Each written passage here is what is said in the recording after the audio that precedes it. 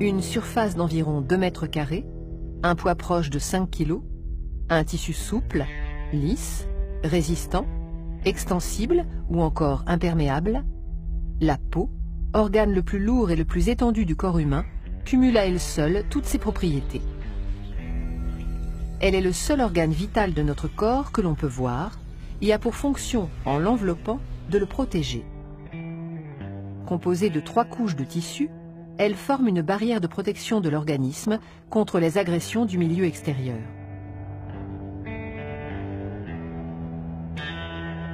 L'épiderme, c'est la couche superficielle directement en contact avec l'extérieur.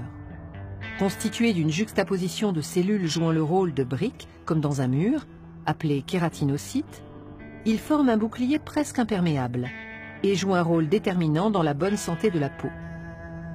Les cellules jeunes des couches profondes se multiplient et migrent continuellement vers la surface, repoussant les cellules âgées de plus en plus loin de leur source d'approvisionnement. 30 jours suffisent pour les renouveler totalement. En migrant à la surface de l'épiderme, les kératinocytes s'aplatissent, perdent leur noyau et meurent. On les appelle alors des cornéocytes. Ces cellules mortes forment une couche étanche et très résistante, la cornée.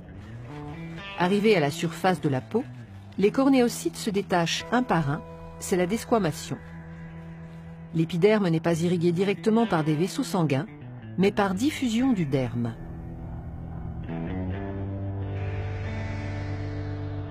Le derme, c'est la couche épaisse de la peau.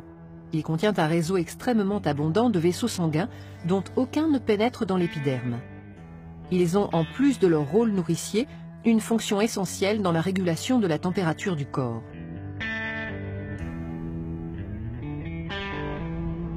On trouve également dans le derme du collagène et de l'élastine, qui confèrent à la peau son élasticité et sa résistance.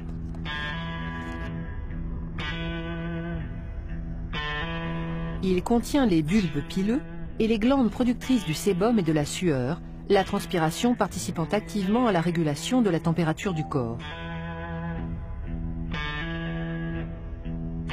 Enfin, le derme est richement pourvu en récepteurs sensoriels, permettant la détection de la pression sur la peau, des vibrations, des étirements ou la perception de chaleur et de froid.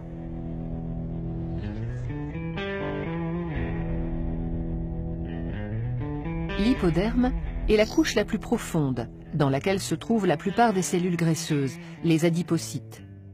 L'hypoderme, amortisseur de choc et protecteur contre le froid, constitue une véritable réserve d'énergie.